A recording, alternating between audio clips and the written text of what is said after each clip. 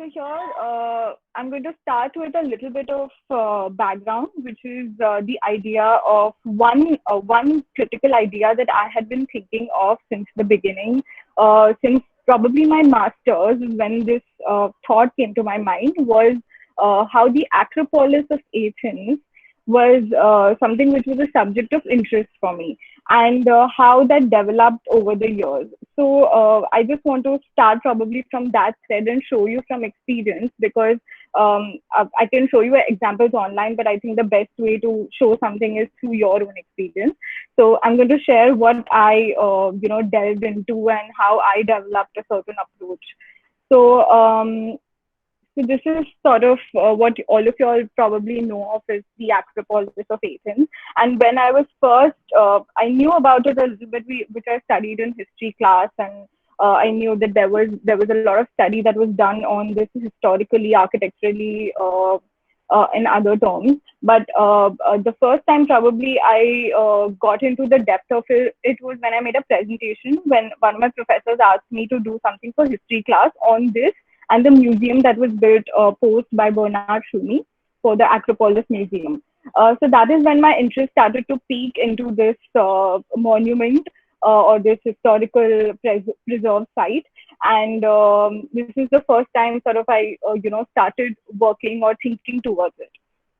And then I started to, this was my first research paper that I did during my master's, along with a colleague in class. And there was a short abstract about what we thought was different and what we thought was the objective of this research, and what was it that really made this monument stood apart. I've not put the entire paper here in this presentation, but just to show you all what aspects I studied. This is overall what the paper that I presented, and to look at history in history. And that is when I again delved a little bit deeper into the historical aspects of the Acropolis. Then going on, I would like to hear also what others have to say. What is it that you see here in this picture? This is a recreation of what the Acropolis entire site used to be. So what is it that you see is very different in terms of how do you access the Parthenon. So, you can see that this is the Parthenon, which is a very important building, and this is the access. So what is it that you see when you access or you get into the first, when you enter the site as a whole at this point, because you're coming from a lower level and then you're reaching a higher point. So what is it that you see first when you enter this first point after you pass through the gate, and then in terms of the Parthenon? Can somebody respond to that?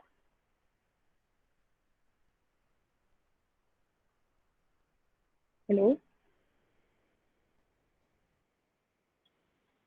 Hello? Y'all can hear me, right? Maybe the statue which is right in front of the entrance. Yes. What else?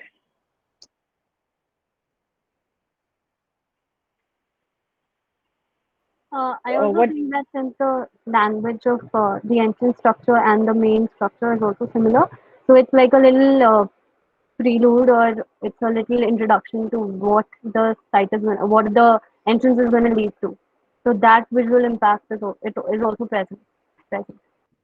Yeah. Also, do you think that when somebody is entering from the main entrance, they're able to see the Parthenon? No. Right. So that is one of the things that probably, this structure right here is not an important structure in terms of its function. So this structure has been placed there specifically, and probably one of the reasons why it's been placed there, it has more meaning. I mean, there was something that the Athens, the Greeks were thinking. There's something that they wanted people to perceive the Parthenon in a certain way. The statue is placed right in front. I mean, you're right, whoever spoke, that the statue is one of the centers where you enter and you see the statue. But there is a reason why this structure is not placed anywhere in sight.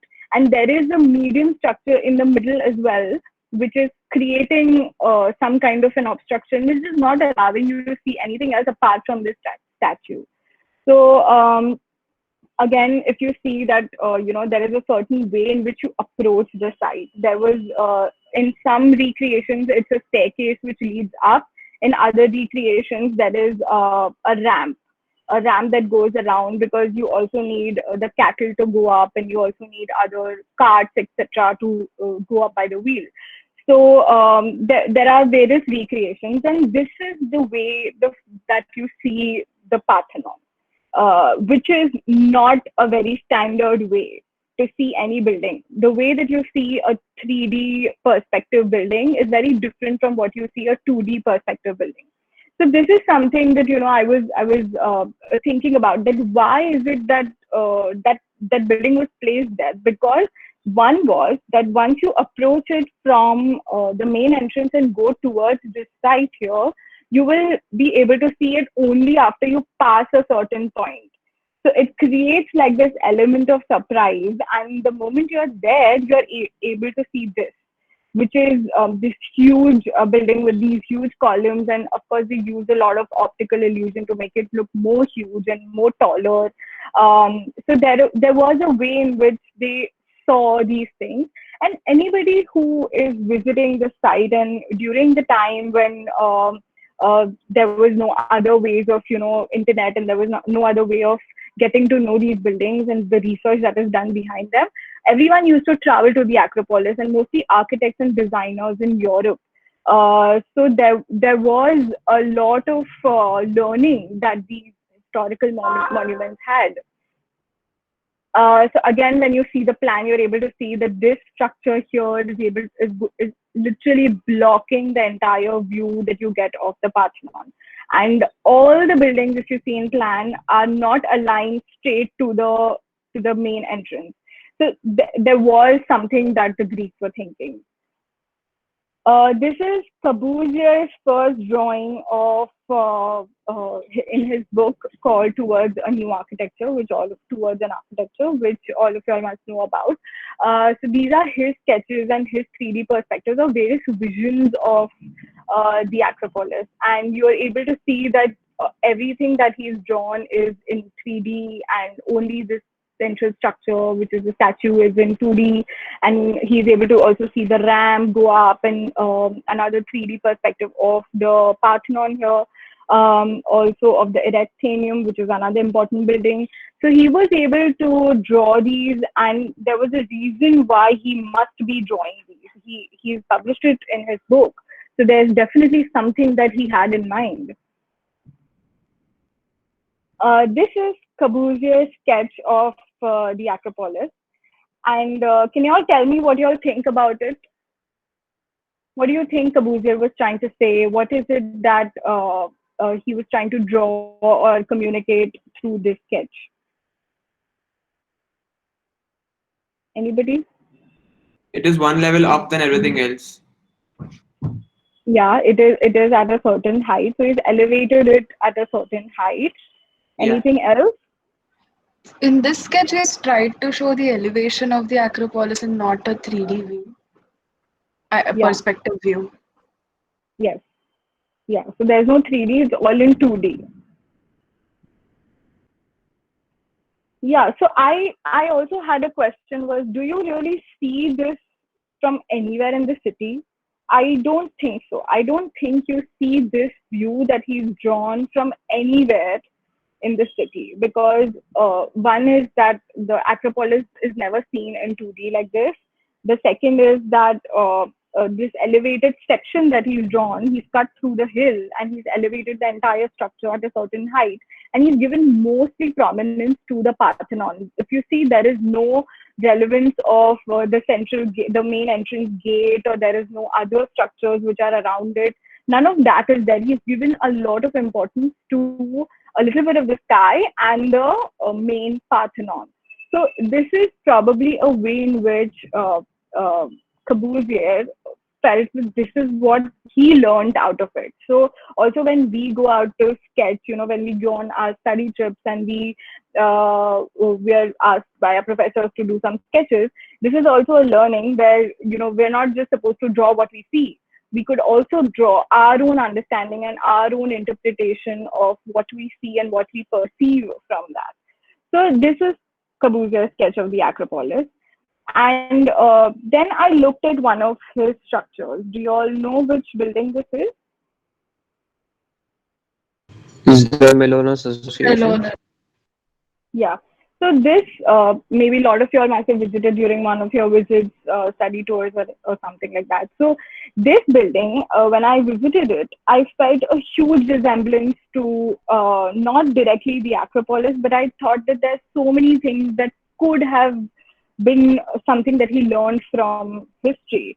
So if you see the first entrance, which is a ramp, and the staircase is literally turned around. So the only way that one would perceive to enter this building is through the ramp. You will never think about going inside the building and then accessing the staircase, right? So the first, any of y'all who must have visited this, you must have taken the ramp. Am I right?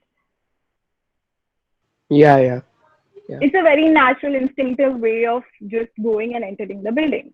So there must be something going on in Corbusier's mind where he must have seen that a ramp is something that elevates one directly to a higher pedestal. Then this is how you enter the building, and then you go to a first floor level and you see the Sabarmati on the other side, correct? Yes. Yeah. Yes, ma'am. And before you see the Sabarmati, there is some kind of an obstruction in the middle. You don't see it directly, correct? Yeah. If you see this, do you remember what this is? Yeah. It's the organ. Of his machine of learning where he places all the toilets and the. Yeah, this is the toilet. Yeah, this is the toilet in the building.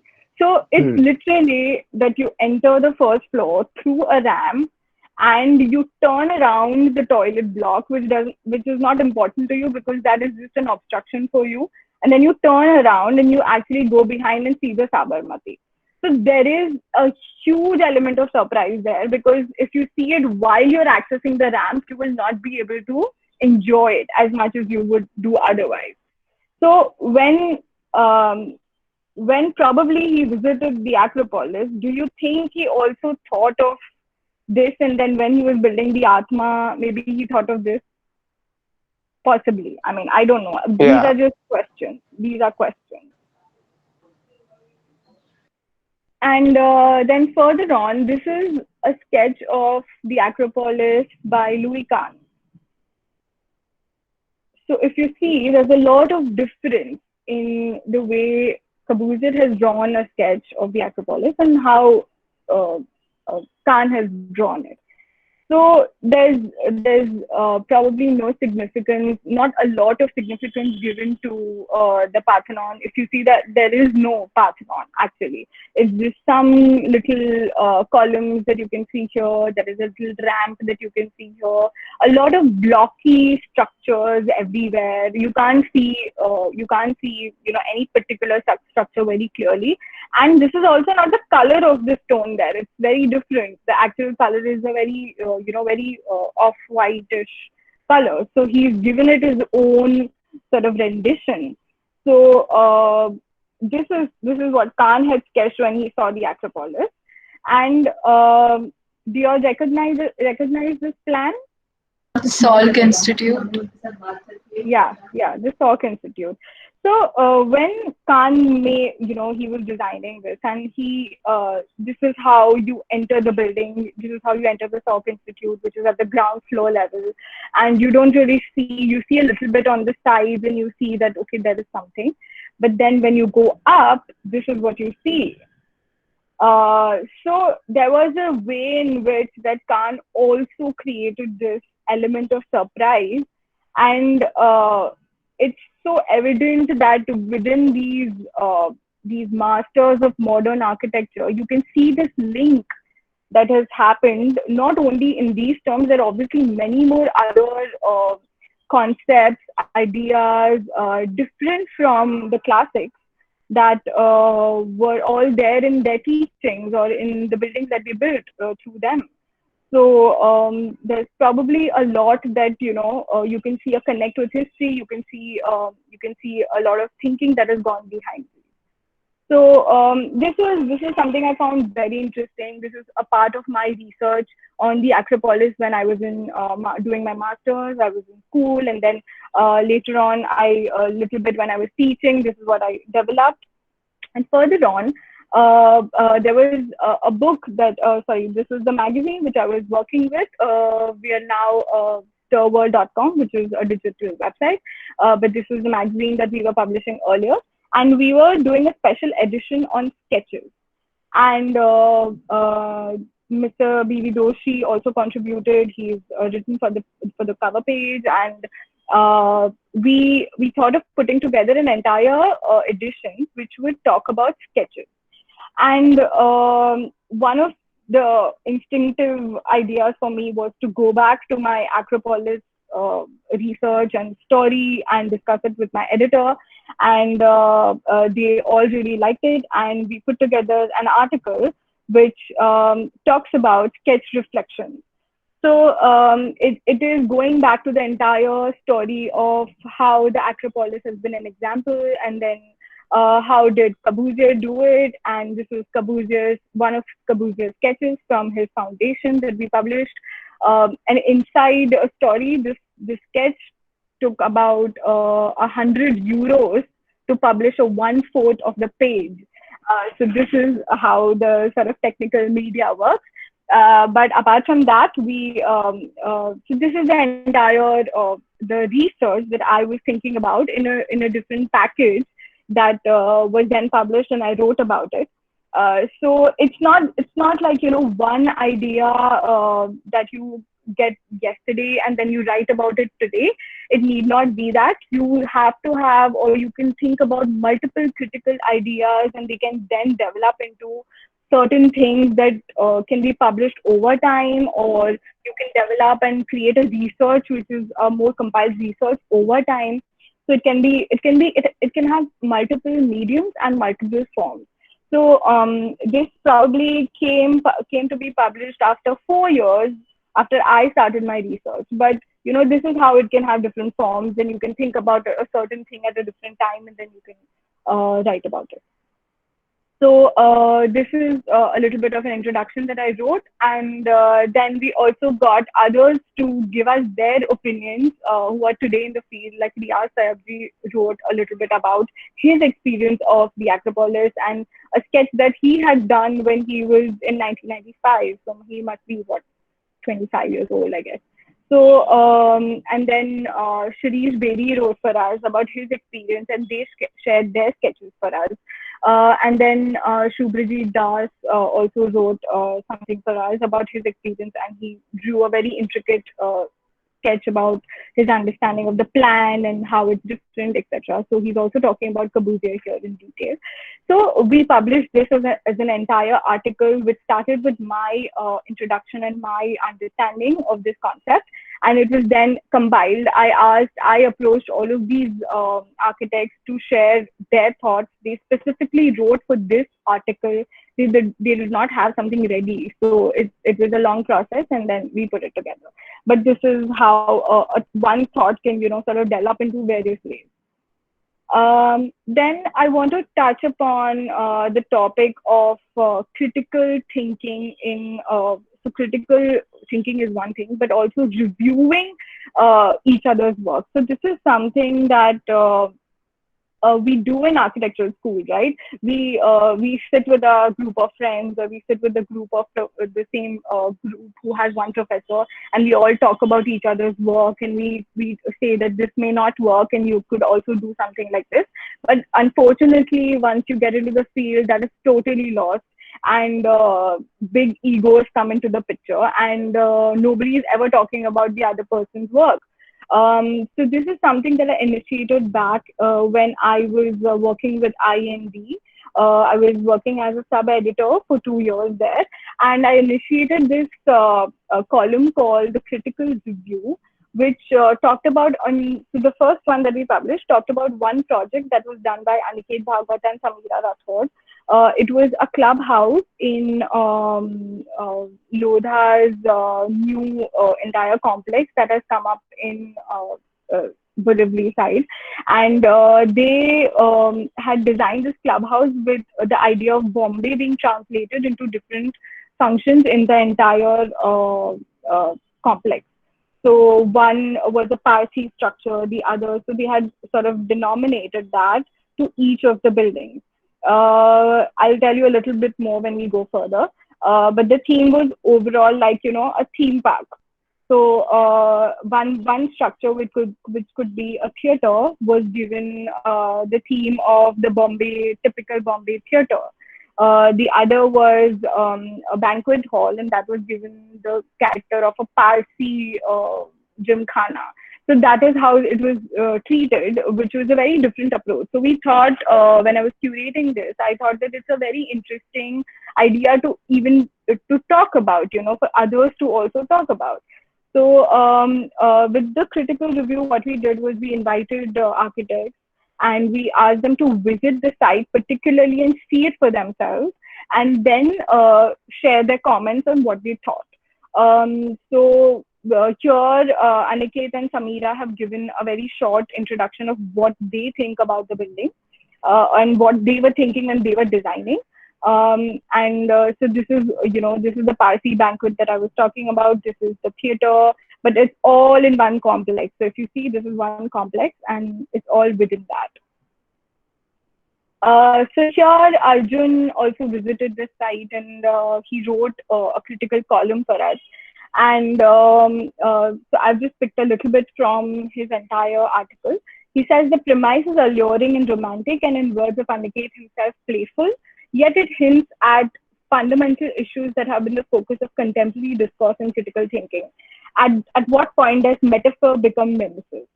So he talks about, it's a simple idea of this being literally the same as what a Bombay's external structure of a Bombay theater used to look like. So he's talking about whether mimesis is almost like imitation. So is it at what point does metaphor become nemesis?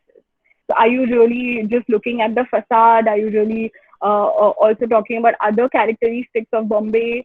So he was being critical in his own way. There are lots of things other things also that he talked about. He talked about the connection between the pool, the swimming pool, and the ground, which is not there right now. That could have been better. So a very subtle way, but in many ways he's tried to say things that could have been done differently. Then there is Davindra Punder. You all may know him. He is the director at C. And he talked about the building. Again, he also visited the site, and this looks like a Bandra bungalow. This is the library space. And they talked about it looking like the bungalow of Bandra, and they tried to recreate that whole atmosphere that you get when you visit Bandra. So here one of the things that I found interesting in his writing was the architects raise a question: can immediate urbanity be a source of inspiration to address a design solution? The project attempts to answer this question through the use of history, nostalgia, and collective memory, an attempt that assimilates diversities to create a new. So he is also questioning whether this idea of history and nostalgia is this the best way to sort of talk about the memories that you have of a certain place.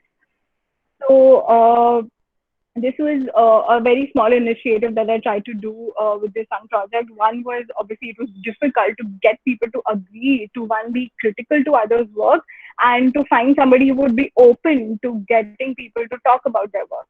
So, but I found an interesting bunch. I didn't want anybody and everybody to comment on each other's work. I wanted somebody who was an academician, one was Kunde, and the other I wanted somebody who was a practicing professional. So that was Malik. So I was able to find a good combination.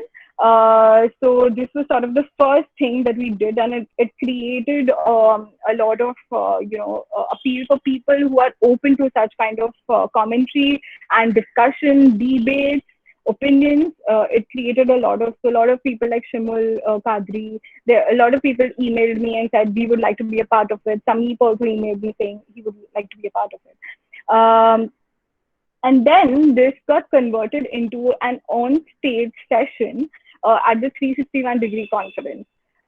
This is also an IAB initiative. And so this is a huge video. I'm not going to play the whole thing, but I'm just going to show you what all happened here.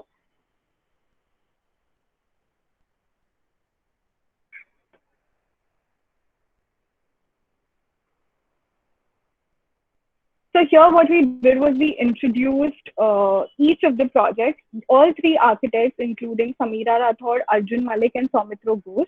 All three architects presented their own work, and the other commented on it. So each of them had 3 presentations to give for each other's work. So it was a fair thing because your project is also at stake if you're being unreasonable, and it was just sort of a good battle. So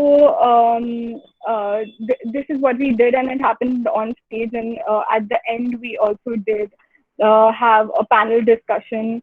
And there were some really interesting, funny aspects that came out about each other's work. And the end panel discussion was also interesting. It was moderated by Aniket. And this is what sort of, was good to have it face to face rather than to just do it behind closed doors. So this is the first one that happened. No such session has ever happened after it. And it sort of just shut after that. But this is something that, again, has been very important for me to sort of ignite this idea of critical discourses and critical discussions that need to happen between practices, between professionals. And this is something that, I have been encouraging. And but whichever platform I've got, I've been able to try to do a little bit through that. So I'm just going to close this. Does anybody want to share anything from about this video? Let me know. Anybody?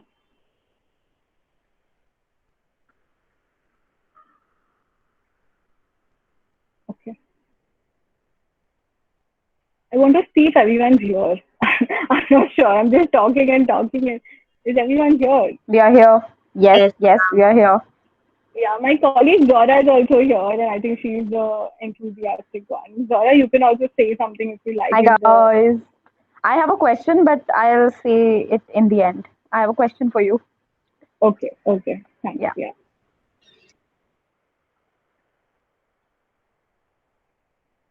So I'm just now going to talk about STIR, which is the organization I've been working with since the last 3 years now. So Mondo was our print magazine, and STIR is our online platform. Moving on with the times, everything is digital now. So we've moved completely digital. We publish as much as going from a bi-monthly publication, which was a print publication. So if you saw that Acropolis story, that comes once in 2 months, and I probably have 1 or 2 articles in an entire issue being published. We are moving now to publishing almost 4 stories every day as a team. So I am as much as filing in 1 story every day. So that is sort of the pace that we've shifted and we've moved, and it's exciting. It's the generation that we have to cope up with, and it's COVID time, so we're sort of coping up with that. But we're also doing a lot of different versions now. So you've seen the print publications, but now we are trying to do a lot of series which are video based, because obviously video content is something that is exciting now for everyone to see, and interactive as well. So I'll talk about a few things that we've done with STIR, and I've been a part of them. The first one is the Design After COVID series. So this one is basically we try to discuss design, what happens to design after, or what are the predictions that could happen to design after COVID-19. And this was in the start of the lockdown, etc. And we started discussing what could happen. And I'll just show you a short thing here, which will.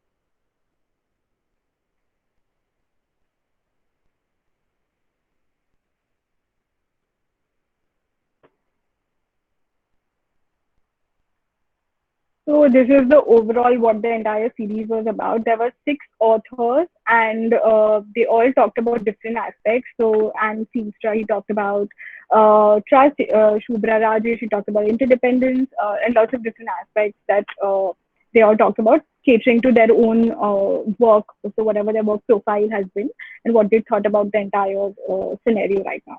So we had 6 articles. Under each of these, you can go to another article which talks about their own authored pieces. So this turned out to be interesting. Also, we got some sponsorship, so it's exciting when you do get sponsorship for these things. And yeah, so this is one of the first ones. Then cross-border conversation is mostly the colleague who's joined me today. It's sort of her baby, but this is something which is very exciting for all of us at STIR.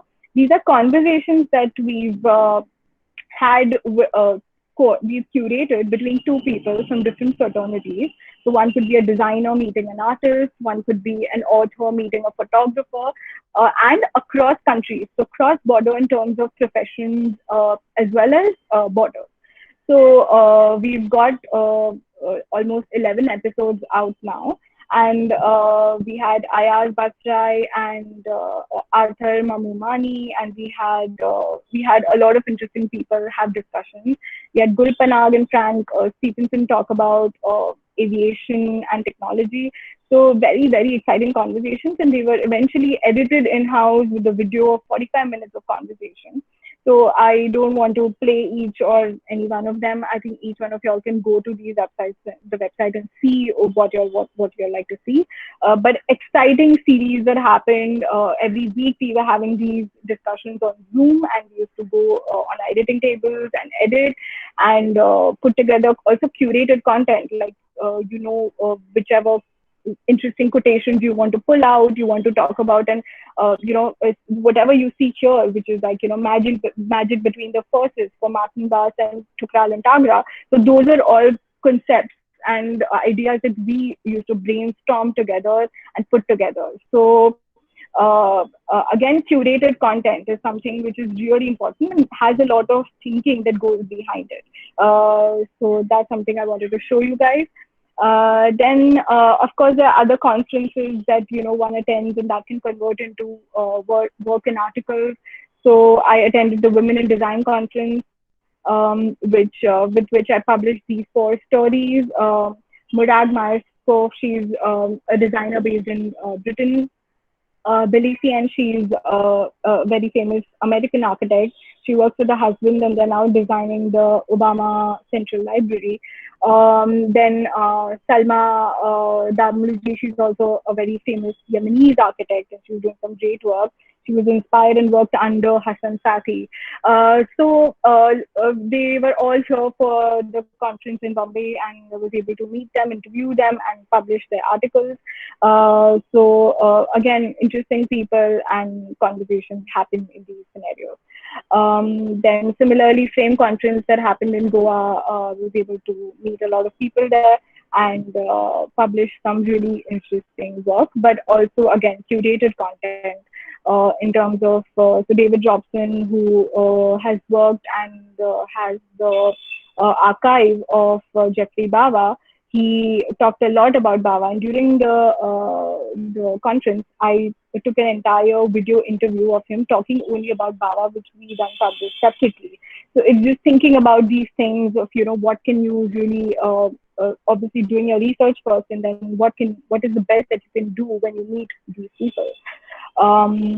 And then we did a very interesting article for B.V. Doshi's birthday, 93rd birthday, and we asked him to shoot a really nice video for us. Again, you all can go and see this video. It's online, but it's a 2-minute video, and do you all want to see it? Should I play it?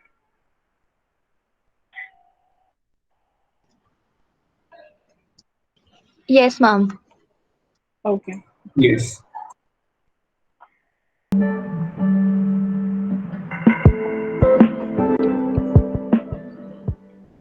Actually, the question implies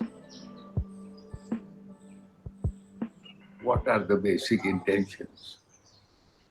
If the intentions are long-lasting time, then one is talking about generations, one is talking about decades, and one is also talking about perceptions of space and the house and the location and its ownership and what does it do and how does it affect life. What has happened is nowadays we just don't think about it. We don't think of generations, we don't think about time, we don't think about constantly changing perceptions about the same space, even if you are sitting there. The other reason is that we are not now talking about sensitivities. When you go to the house, you go to a room. But actually that room means something is alive, something is conversing, something is relating. It is inspiring, it is connoting messages. If I sit on this floor, on this bench here, normally I would not sit because I would sit on a chair. So that's a different story. But when you sit on this, suddenly a lot of thoughts emanate, a lot of ideas come. The kind of thing that you see of a space. Because to me, everything is alive. Everything has life. Everything has a message. And everything has some relationship. When all these things are not there, and we think about it as inert, not innate, I think that the whole question is very different. And I think we are becoming, in short, less and less connected.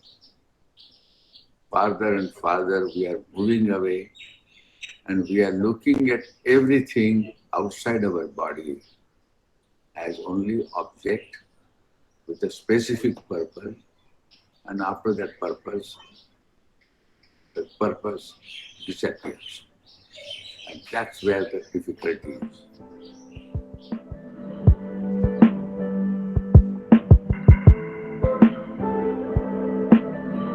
I think when I start drawing and creating a building, to me it is not the words. It has a lot more meaning. Building is not just a space. It's an entity. It's almost like talking about friends, relations, thoughts. So whenever I do, I have always connected them with many events over time and many situations over time. And as a result, what happens is they connect to you with different kinds of moods, situations, memories, and messages.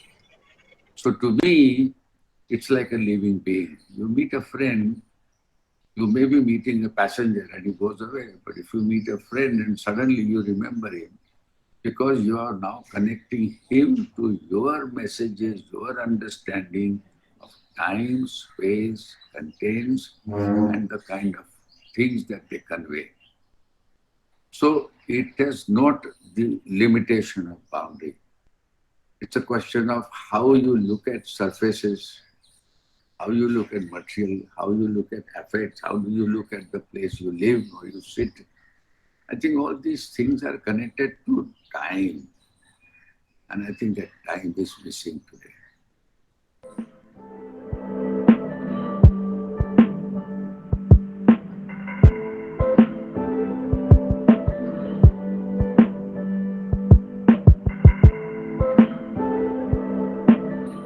For me, every second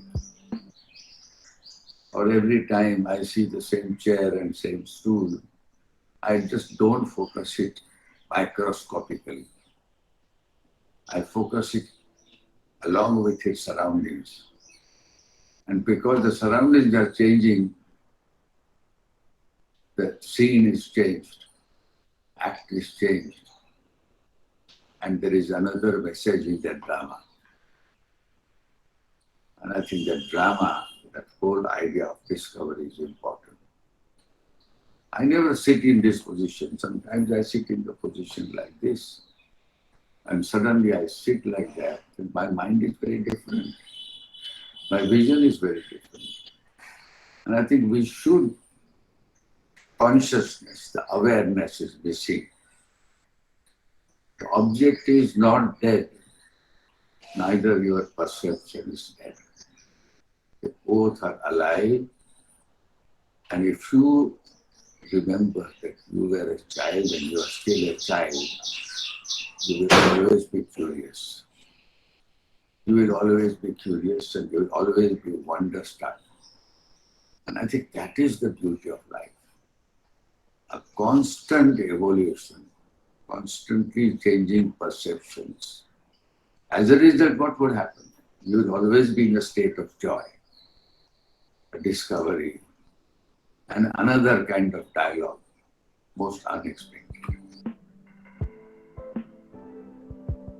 So that was sort of a curated video where we had shared questions with his granddaughter, Kushnu, and then she took the video for us. Obviously, during these times, we can't, travel or have somebody go to his place or etc. So this is how sort of you make sure that the responses or the questions are what you expect, because you can't send how has your life been or how your journey of life has been to Doshi. I mean, you can't do that. So you have to be very specific to who you're catering to and what is the kind of responses you should think about.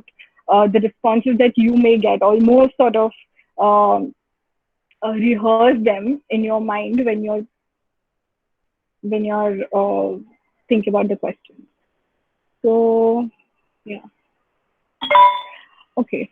So then there was another presentation, another video which we did of Chris Fresh in conversation with Arjun Malik. This happened at the AOA, the last year's annual conference. So this was at the backstage, one of the backstage rooms that we did this. I recorded this conversation there. So you all can see it at ease because it's a very long conversation, 45, 50 minutes long. But again, very interesting where, the questions, some of them we had shared with Arjun, and Arjun also had his own thoughts. So it was a very interesting one. And yeah, another interview with, he's a Pritzker laureate of 2018, Rafael Oronzo. He was down in Bombay and I was able to interview him. So these are just, interactions that you may have, and you will be able to think about, again, interesting questions. I think it's very important to curate, critically think, and obviously you have to find the right people, but and the platform, but the questions are again very, very important. And because we will be architects who are asking these questions, there is a great connect that we have with them. They will also be able to respond with really interesting answers. So I think the edge that we bring as architects should not be let go of. And then there was this book that so during when you become an architectural writer or journalist, there may be opportunities that you may get. And because I was also teaching, I was one of my professors, Kulbhushan Jain, who used to teach me at CEPT. He was putting together a book. So he asked me to write something about writing from learning. So again, it was a 5,000 word chapter, and I was able to. So there are various, ways in which you can explore your one little passion of writing, journalism, putting together your studies of architecture. 5 years plus 2 years, if you do a master's, should not go to waste. And I was very clear about that. So this is the way in which, you can explore and you can see if you can apply these learnings in various ways. And then if you're lucky, you'll be able to meet a lot of interesting people. There's Torito and Peter Cook. Peter Cook, I was able to take around the city. Patrick Schumacher, Doshi when he was teaching me. Rafael Oronzo, and these are really fun interactions, and they're also normal people, so you can have really casual conversations with them. So yeah, the journey, I'm sure, is going to be very interesting. So each one of you is planning to get into this field. So I think just to close, these are sort of not advice. I think everyone can figure out their own ways, but these are just things that have been very helpful to me.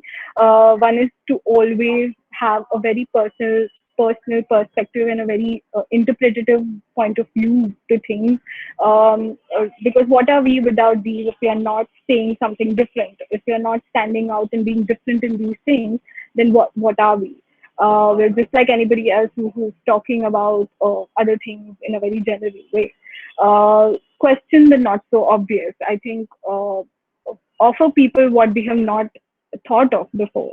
Only when you do that, either through your writing, be it a simple article, be it just a project that you're writing about, a project case study, or an interview you're doing with some architect from another country or from India. Try to question what is not so obvious to everybody. Try to think about what goes beyond, and try to offer people who are reading your article or who are looking at a video which is different. Try to ask and cater to things which are not very obvious. Always bring context and background. Like, try to not start a story with once upon a time this happened, and then we always go back to the beginning of things, and let's not do that. Let's talk about what is there and what is existing, and let's also be practical while giving a story to everything. Use your own experiences. So I think you will have your own personal experiences. Everyone has their own. So try to attach those to the story that you're trying to create, because it's not something which is you feel that it is not that important, but those experiences actually make you stand out, and it's important to use those experiences. And bring references. I think references in terms of either book articles, magazine articles, or be it in terms of writing, or even videos, or even other fields, like if you've read something in the newspaper in the morning, that could also be a part of your article, or that could also be a part of your research. It need not be that only if you've read very theoretical architectural books that needs to come in as a reference. I think there are various ways in which you can connect different fields and connect different thinking and thoughts, and bring together a story which is different. And then I would say read, watch, think, and document. I think these are really important things if you want to be an architectural journalist. I think even watching Netflix, but interesting series like the Abstract series has a really nice touch to it in terms of its design. Books, ebooks, you can read anything that interests you, because it will make you evolve as a person. I think you will develop stories. And I think what I've been saying through the entire presentation is think and critically think differently about the one topic that you like, or anything that comes in front of you. And it's important to document, right? Because you need to either, I think even Instagram is a good way to document things. What you're seeing, and what you're putting in as a caption. So I think there is a lot of presence there, and there is no problem in that. So I think you can write, you can photograph, you can blog, but this could be a good way to start. I mean, I've just started my career as well, so I think I think learning for all of us. So yeah, I think that's about it from my end. Thank you everyone for listening. Now we are opening up for discussion. So question and answers, whoever has. Sorry for the disturbance. We're opening for question and answers, guys. You can put it in the chat box or unmute yourselves.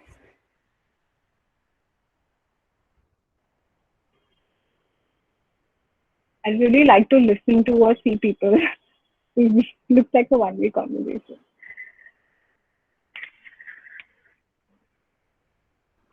If no one's going ahead, can I go first? Yeah, Zara, go ahead.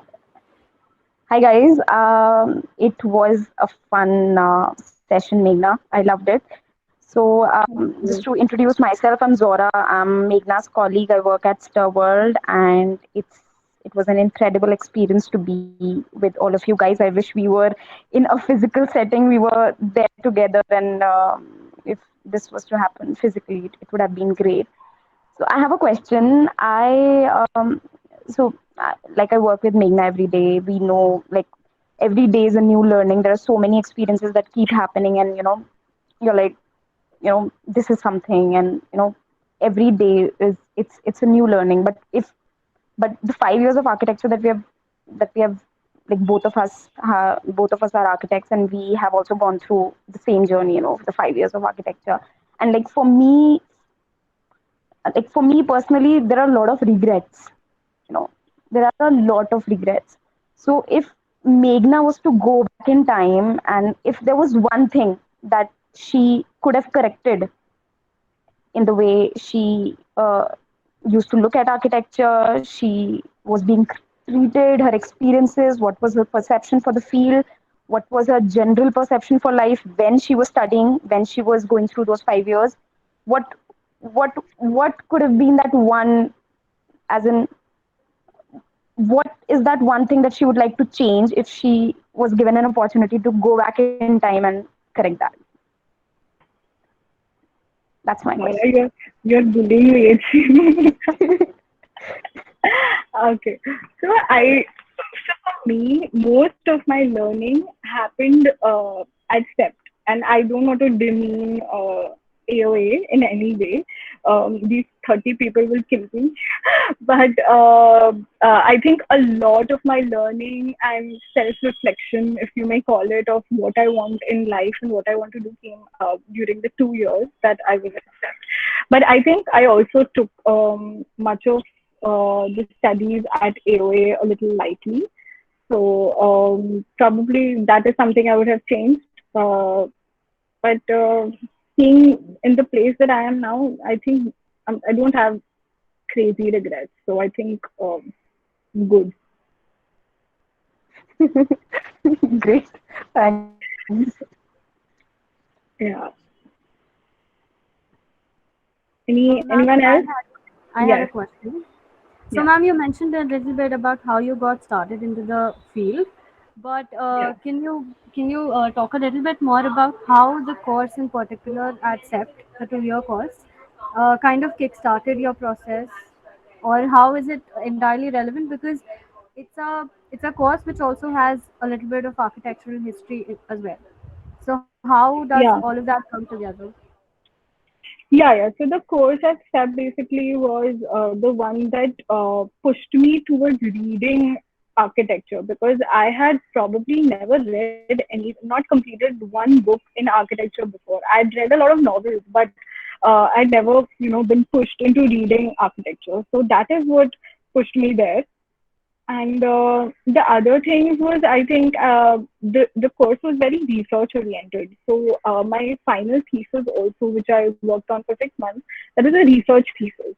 It was not a design thesis. So which is when I got interested into writing as well, that I can form my thoughts and be able to communicate through writing.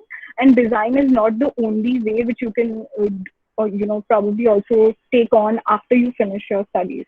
So in that way, I think the course, because there is a little bit, I mean, there was some, I'm sure the courses also changed over the years, but there was some history, and there was, but you see how it's how you approach it. Like this Acropolis that I showed you was a subject of history. It was about what went into history, but it's what you get out of it eventually, and what direction your research takes. So history is not as boring as we make it. I think there are lots of things that we can adapt, and it's the direction that you eventually take. So because of theory and criticism and all of that, that was really encouraged in that course. I was able to sort of think about different things that I can do. Apart from only design, then journalism just opened up as one of the fields that would encourage my passion. So then that is why I took it on. So I hope that answers your question. Yes, ma'am, it does. Thank you. Okay. So, If I may, I have another question. sure. Tell me. So, ma'am, I wanted to ask that. So, there's a popular opinion that architectural writing or architectural journalism is very niche. Of course, it is niche. So, in that sense, there's a lot of difference of opinions in terms of whether or not it has that kind of scope, and what kind of life it offers for a professional. So, in that sense, of course, there's no comparison between mainstream architecture and the professional life that comes with it, and this they both have their individual aspects. But if we were to draw some parallels, or if we were to compare it a little bit, I think it will probably help all of us who are probably planning a direction Yeah. in the field. So Yeah, sure. So I also worked in the design field. I worked with ZZ Architects. I worked with Sandeep Shikri Architects for about 2.5 years, and I personally did not enjoy it.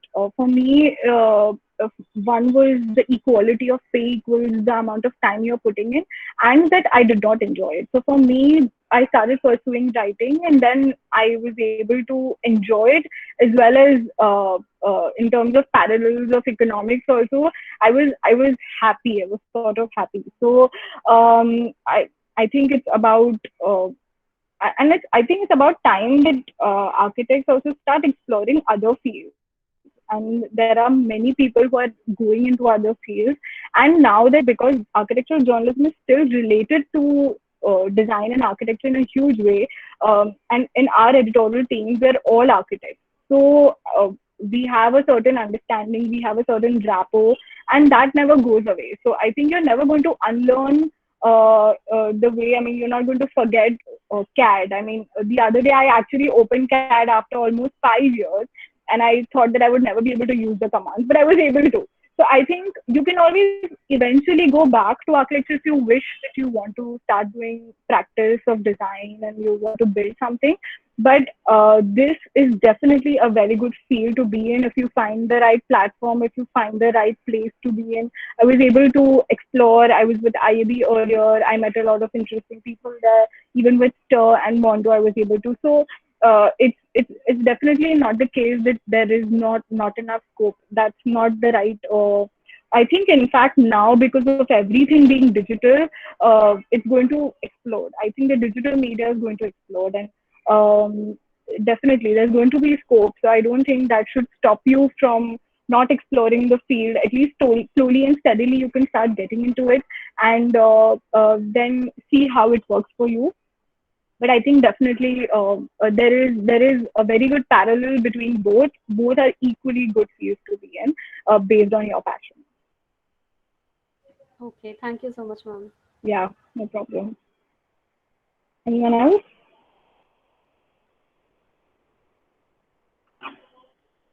Anyone else has anything to say?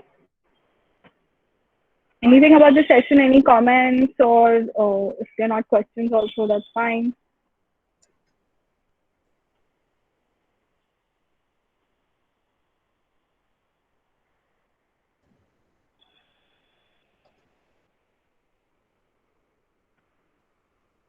Okay, no questions. Does everybody here want to get into architectural journalism, or am I just here to know a little bit about it?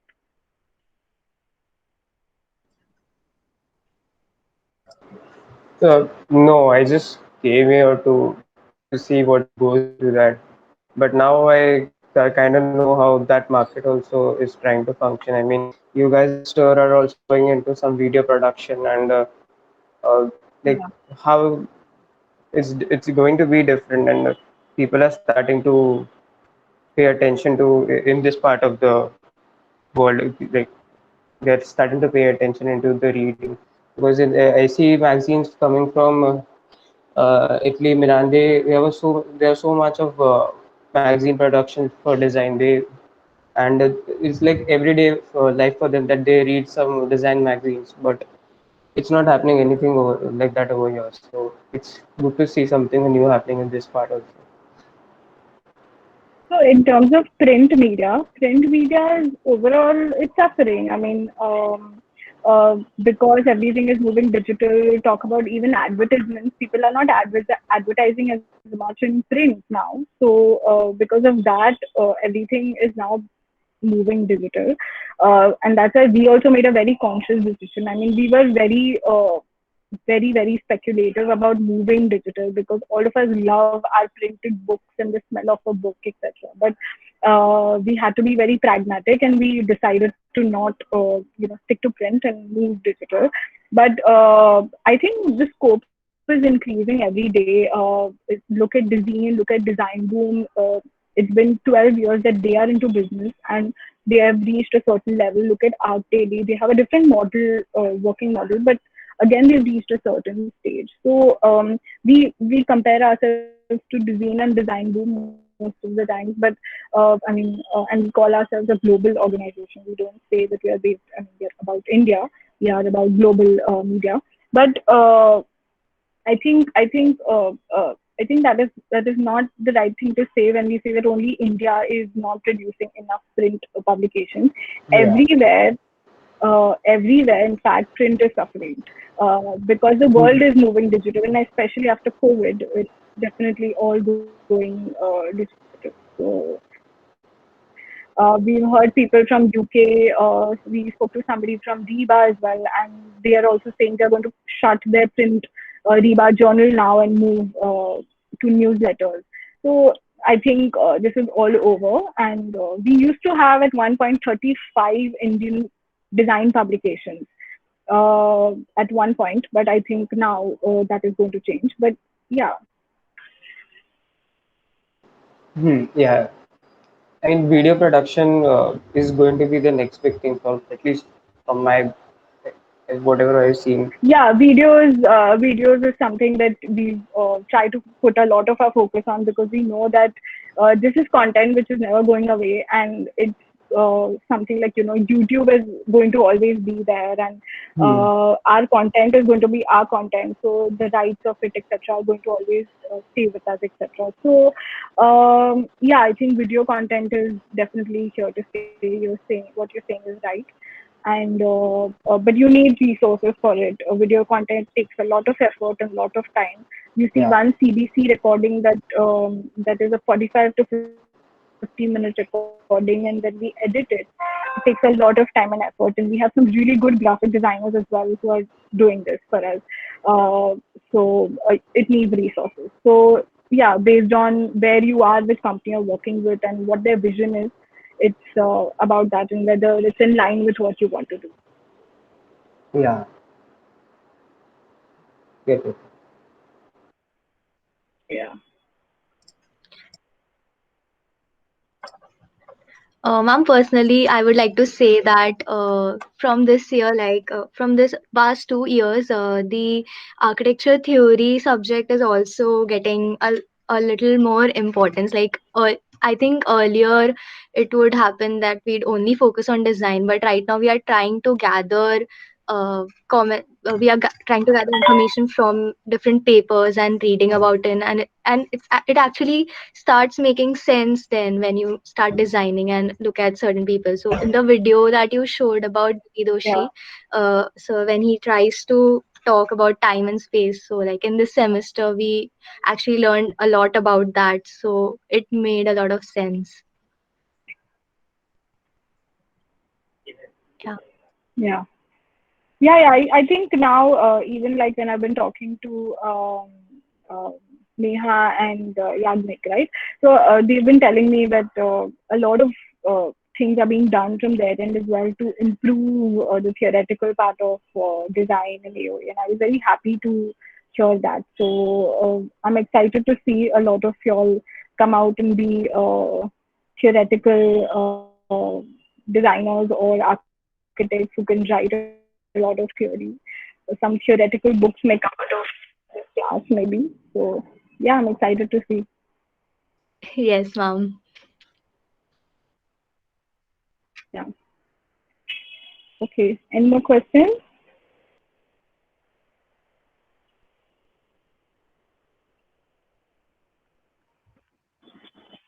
I think we're good. Okay, ma'am. I think we don't have any questions anymore. If it's okay, we can we connect to you over Instagram or any other platforms if we have further queries about it? Yeah. Sure. No problem. Okay, No problem. great, Sure. ma'am. Okay, then thank you guys for joining. I'll Okay. hand over to Chaitanya. Yes, from the behalf of Academy of Architecture and the Literary Club, we'll thank you, ma'am, for such an insightful session.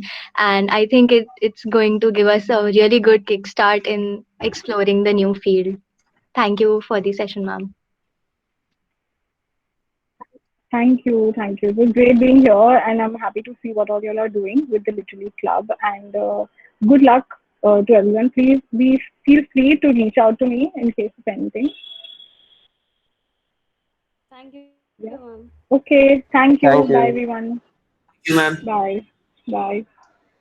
Thank you.